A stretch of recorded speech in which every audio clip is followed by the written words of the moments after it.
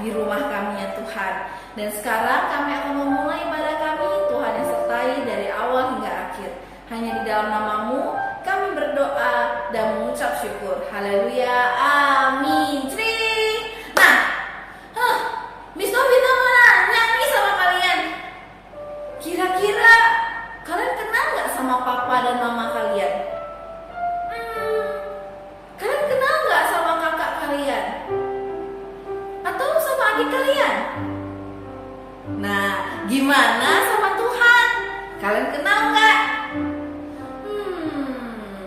Kalau kita mau kenal Tuhan, yuk sama-sama kita nyanyi lagu ini. Sama-sama kita bilang,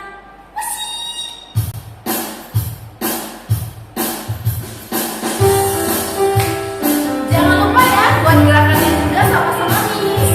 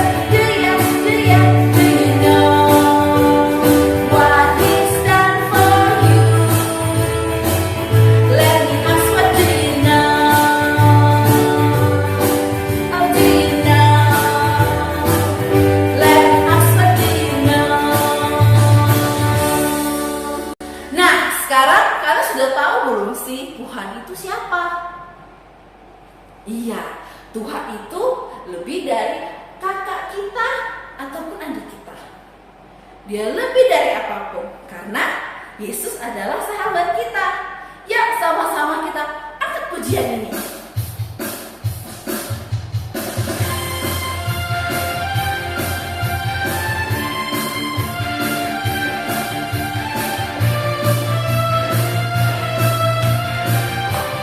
Sama-sama ya.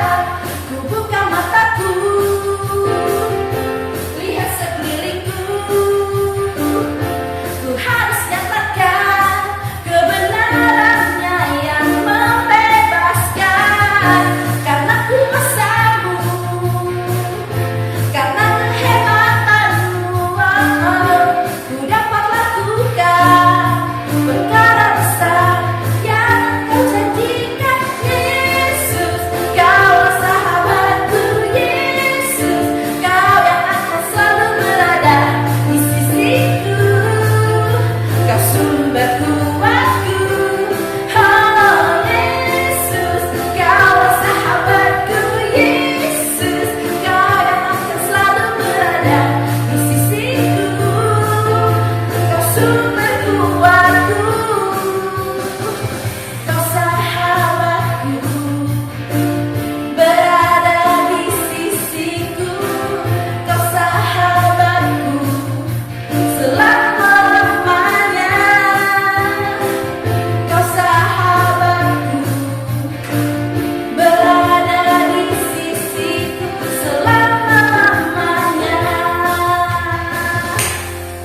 Yeay, benar, Yesus itu sahabat kita. Dia nggak akan pernah kemana-mana. Dia selalu ada di sisi kita, selalu menemani kita. Jadi kita harus buat janji sama Tuhan.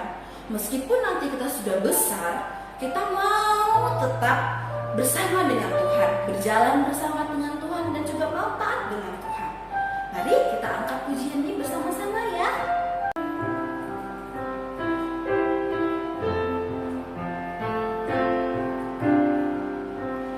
Yesus sahabatku, kau mati bagiku, besarlah kasih-Mu, sahabat dan Tuhanku, sampai ku besar nanti, sampai aku mati. Ku kan ingat selalu Yesus sahabatku dan Tuhanku. Mari dengan sikap berdoa kita sama-sama angkat pujian. Yesus sahabatku, kau mati bagiku, besarlah kasih-Mu, sahabat dan Tuhanku, sampai ku besar nanti, sampai aku mati. Ku kan ingat selalu Yesus sahabatku, sampai ku besar nanti, sampai aku mati. Ku kan ingat selalu Yesus sahabatku dan Tuhanku. Yesus sahabatku dan Tuhanku.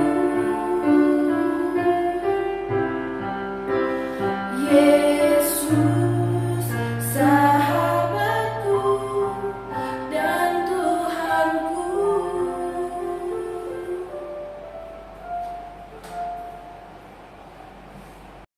Halo adik-adik GMI Mu'an Sunday School, dan hari ini bertemu lagi dengan Sir Agus, dan Sir Agus akan melanjutkan cerita dari pertemuan minggu lalu, yaitu bagaimana Musa yang telah diangkat dari air itu akan menjadi orang yang diutus oleh Tuhan.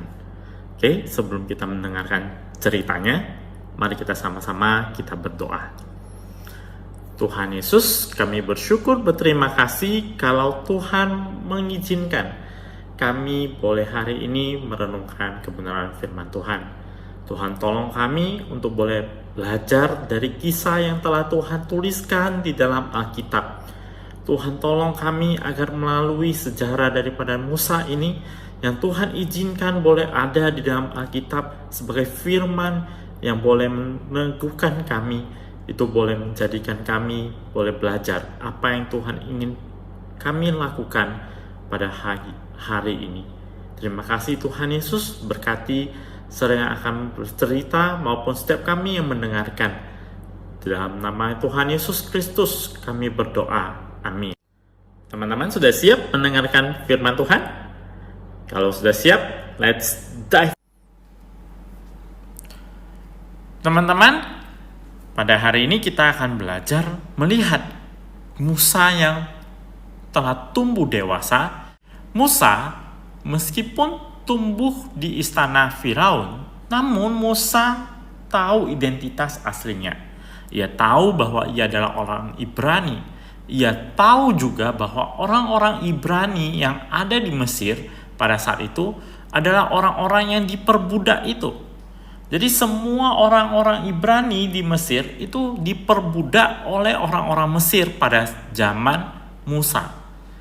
Dan Musa sangat sedih melihat hal tersebut. Namun apa daya, Musa tidak punya kemampuan untuk membela bangsanya. Karena ia juga tahu bahwa kekuatan Mesir, kekuatan militer Mesir, teknologi Mesir, pengetahuan Mesir begitu besar, begitu hebat. Kenapa? Karena Musa juga dididik dengan pengetahuan-pengetahuan itu, juga mengerti akan segala sesuatunya itu. Karena ia dirawat oleh seorang putri Firaun.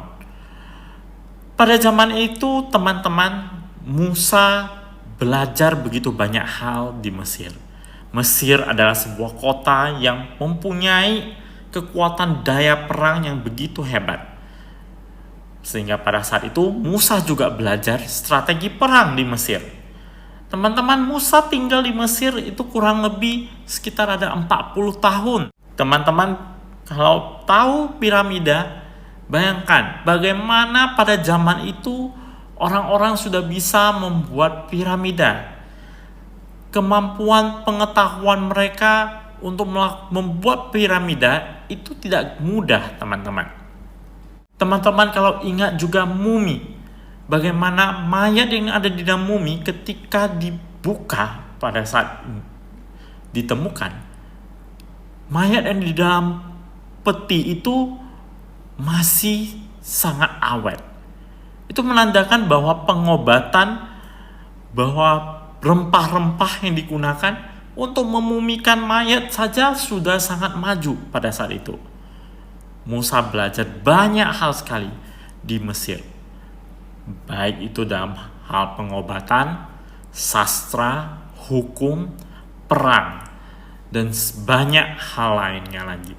Maka tidak heranlah bahwa Musa ini menjadi orang yang begitu dikagumi, bukan hanya oleh orang Kristen, teman-teman, tetapi Musa diakui adalah sebagai seorang nabi yang sangat besar, baik itu di agama Kristen, maupun di agama Islam, maupun di agama Yahudi.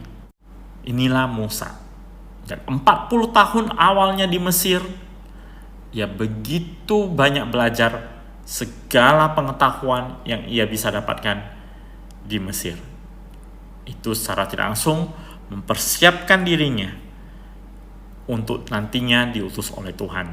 Namun teman-teman, kita tahu dia diutus oleh Tuhan. Karena kenapa? Karena kita sudah baca di Alkitab.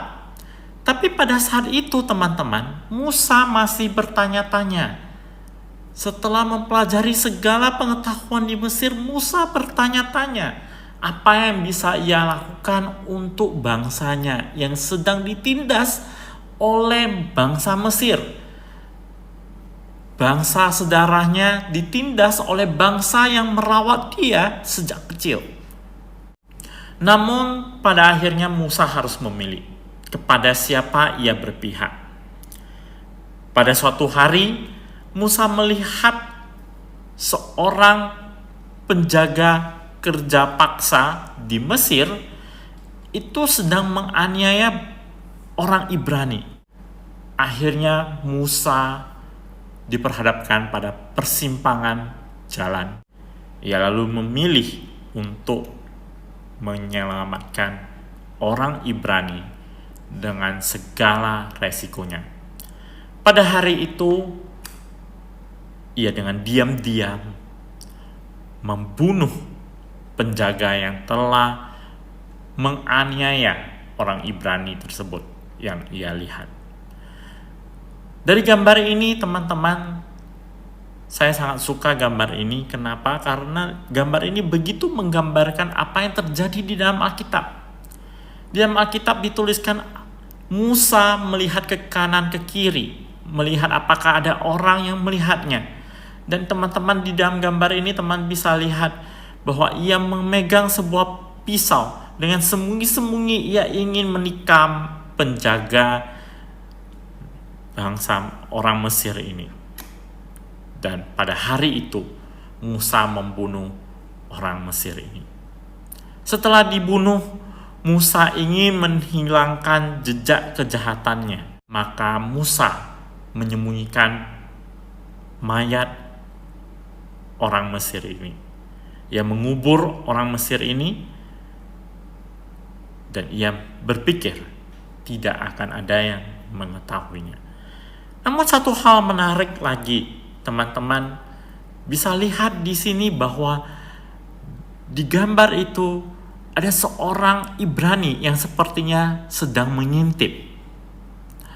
Nah, teman-teman, setelah hari tersebut berlalu, keesokan paginya ternyata Musa melihat ada 2 orang Ibrani yang sedang bertengkar. Dan kedua orang Ibrani ini ketika sedang bertengkar, Musa mencoba untuk meleraikannya. Dan salah satu orang tersebut yang bersalah berkata kepada Musa, "Apakah kamu akan memperlakukan saya seperti orang Mesir yang kamu bunuh semalam? Siapa yang mengangkat kamu menjadi hakim atas kami?" Ketika Musa mendengar hal tersebut, ia sadar kejahatannya telah diketahui. Jika orang Ibrani ini bisa tahu saya membunuh orang Mesir semalam, maka tentulah Firaun juga telah mendengar mengenai hal itu. Teman-teman, dari kisah ini kita belajar, jangan mengandalkan kekuatanmu sendiri. Musa dengan segala kepintarannya, dengan segala keinginannya, ia mau membebaskan bangsanya. Itu tidak salah. Namun yang salah adalah Musa pada saat itu begitu mengandalkan kekuatannya sendiri. Ia tidak bergantung pada Tuhan. Teman-teman, mungkin kita juga bisa seperti Musa pada peristiwa ini. Kita bisa mungkin terlalu bergantung kepada kepintaran kita. Mungkin kita adalah orang-orang yang pintar di kelas. Mungkin teman-teman adalah teladan di dalam kelas. Tapi jangan mengandalkan kekuatanmu sendiri. Kita mungkin juga punya banyak teman. Mungkin juga kita punya papa mama yang kaya. Jangan mengandalkan kekuatanmu sendiri.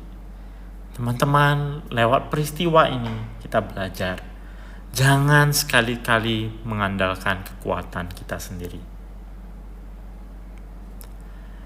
Teman-teman, setelah Musa tahu bahwa Firaun telah mengetahui perihal kejadian yang telah ia lakukan, Musa begitu ketakutan dan ia melarikan diri ke Midian. Teman-teman bisa lihat di peta ini, Midian itu bukan dekat, Midian itu begitu jauh. Midian itu hampir berdekatan dengan daerah Arabia. Teman-teman bisa lihat begitu jauhnya Musa melarikan diri dari kota Rameses, kota kerajaan di mana Firaun biasanya tinggal. Dari sana ia pergi meninggalkan Mesir dan menuju Midian, sebuah tempat yang begitu jauh. Di kota Midian tibalah Musa di sebuah sumur. Di sumur tersebut Musa juga beristirahat, dan di sana tempat biasa orang-orang mengambil air. Teman-teman, di gambar ini teman-teman bisa lihat Musa yang sedang menolong 7 orang wanita. 7 orang wanita ini adalah anak perempuan dari Rehuel, imam di Midian. Pada zaman tersebut, para wanita lah yang bertugas untuk mengambil air dan memberi minum domba-domba. Para wanita ini, 7 orang anak perempuan Reuel ini, mau mengambil air di sumur. Mereka diganggu oleh gembala-gembala yang ada di sana. Dan ketika Musa melihat hal tersebut, Musa tidak diam saja dan Musa menolong mereka. Kemudian Musa juga membantu menolong 7 orang anak perempuan Reuel ini memberi minum untuk domba-domba mereka, untuk kambing domba mereka. Anak-anak perempuan Reuel kemudian pulang lebih awal dari biasanya karena pertolongan dari Musa. Dan ayah mereka bertanya, "Kenapa kalian pulang lebih awal?" Mereka menceritakan segala sesuatunya dan Reuel meminta mereka untuk memanggil Musa untuk datang ke rumahnya. Musa pun kemudian tinggal bersama dengan Reuel. Dan Reuel memberikan seorang anak perempuan menjadi istri bagi Musa, bernama Reuelah. Dan dari dia Musa mempunyai seorang anak bernama Gersom, yang artinya aku telah menjadi pendatang di tanah asing. Lama setelah itu, Firaun yang sebelumnya memerintah pun telah wafat dan digantikan Firaun berikutnya. Orang Israel terus memohon kepada Allah untuk menyelamatkan mereka, untuk membebaskan mereka. Ketika Musa sedang menggembalakan kambing domba, tibalah ia di Gunung Hebron. Ia menggembalakan kambing dombanya di gunung tersebut. Namun ada sebuah kejadian yang begitu ajaib, yaitu ada semak duri yang dimakan api, namun tidak terbakar. Maka Musa pergi menuju semak tersebut. Dan ketika ia mendekat, Allah berbicara kepada Musa. "Musa, Musa, janganlah engkau dekat dan bukalah kasutmu, sebab tanah di tempat engkau berdiri itu adalah kudus." Maka teman-teman lihat di gambar ini, Musa mendekat. Ketika ada di dekat semak duri tersebut, ia tidak mengenakan kasut, teman-teman. Sebelumnya Musa mengenakan kasut, namun di gambar ini Musa terlihat telah membuka kasutnya. Artinya apa? Tempat tersebut kudus. Artinya Allah yang berbicara kepada Musa ini adalah Allah yang kudus. Di sana Allah mengutus Musa. Allah berbicara kepada Musa. Apa yang Allah katakan kepada Musa? Allah mengutus Musa untuk membebaskan bangsa Israel. Musa ragu dan Musa bertanya kepada Allah, "Jika bangsa Israel bertanya, 'Siapa yang mengutus aku?' bagaimana aku harus menjawab?" Allah mengatakan kepada Musa untuk menjawab dengan berkata, "Aku adalah aku, telah mengutus aku kepadamu." Nah, teman-teman, di sini kita mengenal satu nama yang ditanyakan oleh Musa. Nah, dalam budaya Ibrani, mereka dapat menyebut nama ini karena nama ini di dalam tulisan mereka itu YHWH, sehingga mereka membacanya Yahweh, yang artinya aku lah aku. Nah, itulah nama yang digunakan oleh orang Ibrani untuk menyebut Tuhan. Namun Tuhan seperti apakah dia? Sebelum percakapan "Aku adalah aku, telah mengutus aku kepadamu", di Keluaran 3 ayat 7 sampai 12, di sana tertulis bagaimana percakapan Allah dengan Musa yang begitu indah. Mari kita sama-sama membacanya. Dan Tuhan berfirman, "Aku telah memperhatikan dengan sungguh kesengsaraan umatku di tanah Mesir, dan aku telah mendengar seruan mereka yang disebabkan oleh pengerah-pengerah mereka. Ya, aku mengetahui penderitaan mereka. Sebab itu aku telah turun untuk melepaskan mereka dari tangan orang Mesir dan menuntun mereka keluar dari negeri itu ke suatu negeri yang baik dan luas, suatu negeri yang berlimpah-limpah susu dan madunya, ke tempat orang Kanaan, orang Het, orang Amori, orang Feris, orang Hewi, dan orang Yebus. Sekarang seruan orang Israel telah sampai kepadaku. Juga telah kulihat betapa kerasnya orang Mesir menindas mereka. Jadi sekarang pergilah, aku mengutus engkau kepada Firaun untuk membawa umatku, orang Israel, keluar dari Mesir." Tetapi Musa berkata kepada Allah, "Siapakah aku ini? Maka aku yang menghadap Firaun dan membawa orang Israel keluar dari Mesir." Lalu firman-Nya, "Bukankah aku akan menyertai engkau? Inilah tanda bagimu bahwa aku yang mengutus engkau. Apabila engkau telah membawa bangsa itu keluar dari Mesir, maka kamu akan beribadah kepada Allah di gunung ini."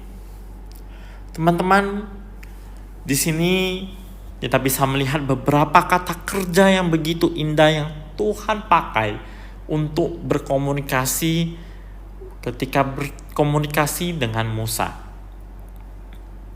Di sini kita bisa belajar bahwa Allah kita adalah Allah yang melihat, mendengar, dan mengetahui.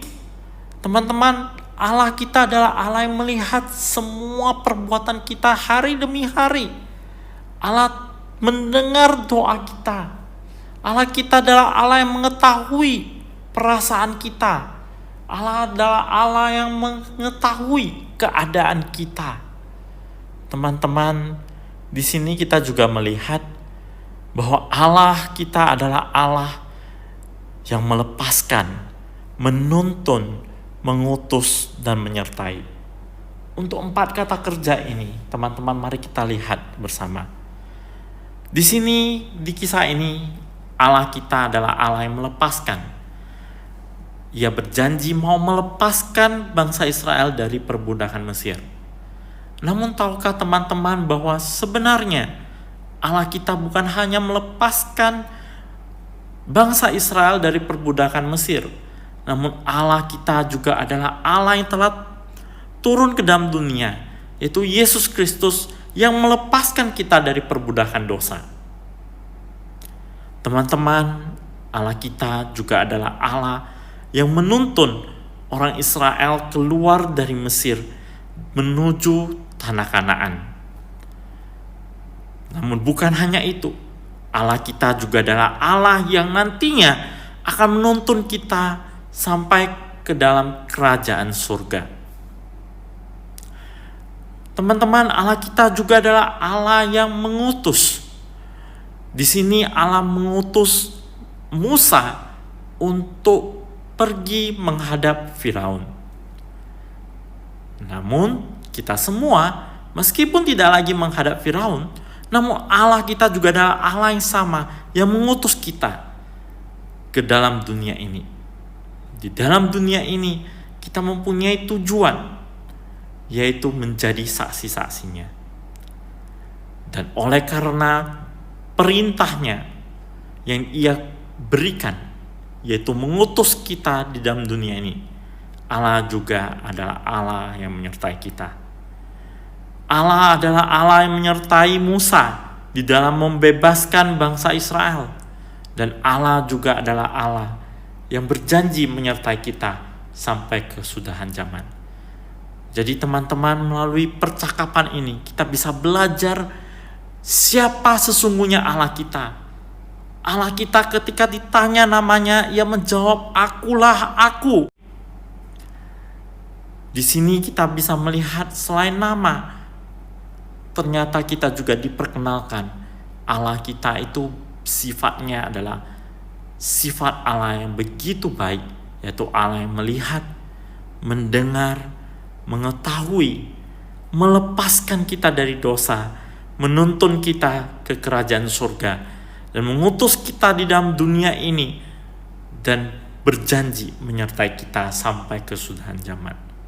Teman-teman, mari kita menjadi anak-anak yang bisa mengenal Allah, siapa Allah kita, sehingga dengan demikian kita bisa menjadi saksinya di dalam dunia ini.